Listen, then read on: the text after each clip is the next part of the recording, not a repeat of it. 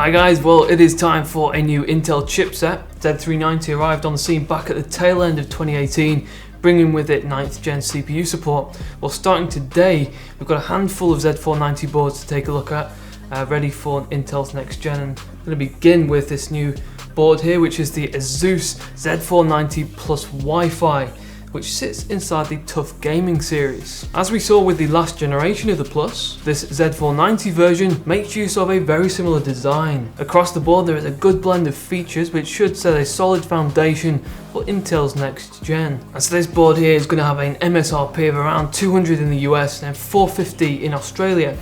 Traditionally, the Plus is a cheaper board sitting in an entry to mid-range position, but that pricing I've just mentioned kind of pushes it further into mid-range territory.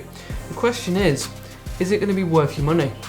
Let's find out. And before we get into our review, today's video is brought to you by Corsair and their new A500 CPU cooler. This huge thermal solution is ready to take on both Intel and AMD platforms and is equipped with 4 direct contact copper heat pipes as well as 2 ML120 cooling fans. Those fans can have their height adjusted thanks to the slide and lock mounting system, making it possible to add in memory which uses taller heat sinks. For more info on the A500, be sure to check out that link in the description. Okay, here is the box that our board arrives in. If we just flip it over, you can see the fundamental features there, and we're going to go into this as we check out the board. Inside the box, we have the board itself in an anti-static bag, the Wi-Fi 6 module there that connects up to the antennas.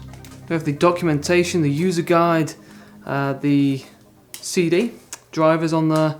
Those are obviously going to be outdated by the time that you probably get your board, so go online and get those anyway. And then we've got the stickers. We're going to get 2 SATA cables, which is unfortunate, rear I/O shield, and then some screws for your M.2.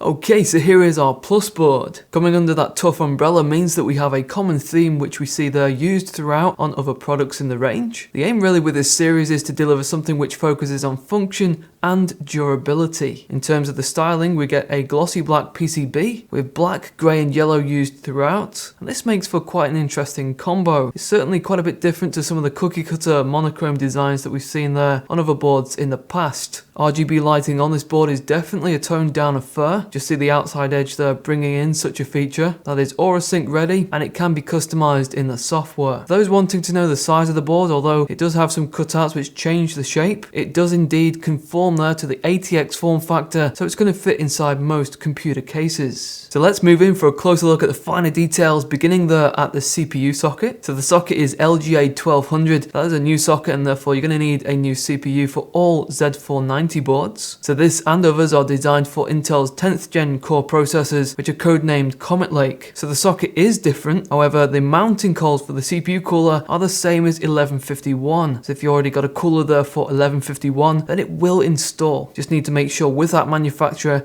if it is suitable and up to the job. Different brands have released compatibility statements. Now in terms of the power delivery, we have 16-phase design, which is a huge step up from the previous generation of this board. Positioned around the socket and the rest of the board, we have 10K black caps, which offer longer life than standard caps. Covering the VRM, we have 2 independent heat sinks. You can see the heatsink immediately next to the rear I/O is significantly larger, and in fact they've opted for an open design for that rear panel instead of having it all enclosed. The idea being that heat can be directed away from the area. And in our web review, we'll be testing out to see how this design compares to others in terms of the temperature. Behind that top heatsink, we have the CPU power, which is an 8+4 pin connection. Those connectors are what ASUS call ProCool connectors. As you can see in the comparison here, the pins take on a solid form, which they claim is stronger and able to carry heavier loads. Now in terms of the headers, there are 2 CPU fan headers next to the upper heatsink, 5 chassis headers at the bottom and middle, and then 1 dedicated header for water pumps. We also get 3 RGB strip headers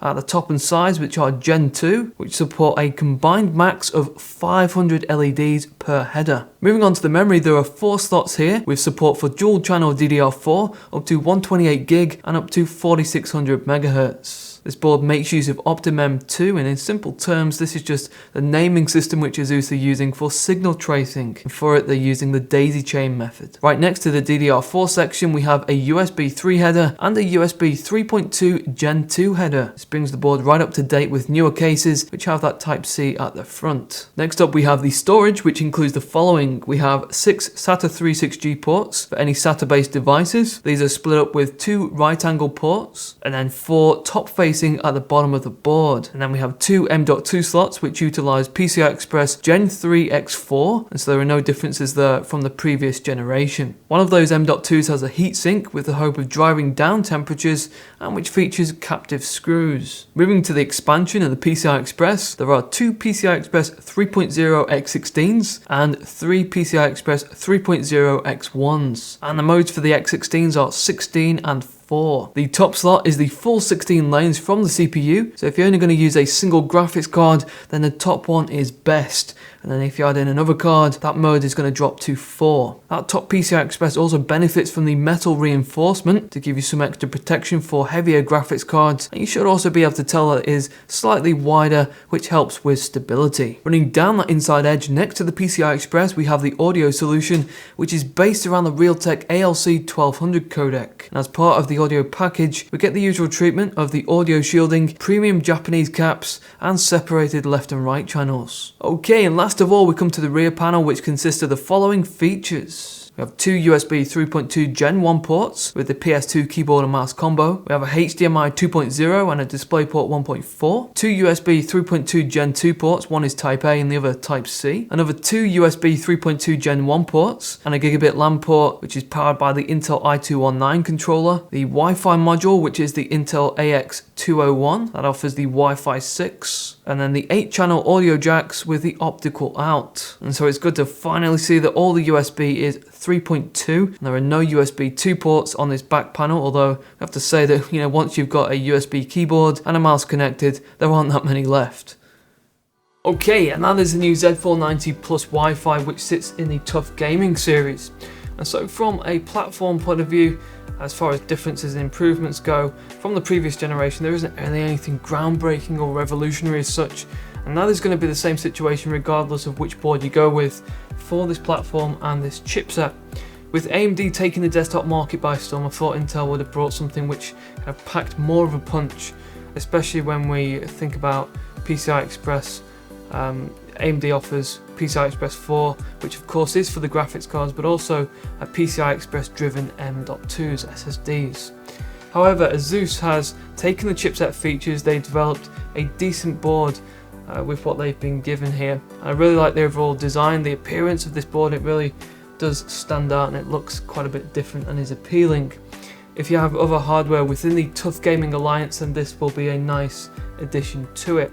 It doesn't go over the top with the RGB lighting, and if anything, it's actually quite subdued with it just being down the edges there. From a features point of view, there is a boost to the VRM design to factor in the Intel's next-gen CPUs. Wi-Fi 6 comes out of the box.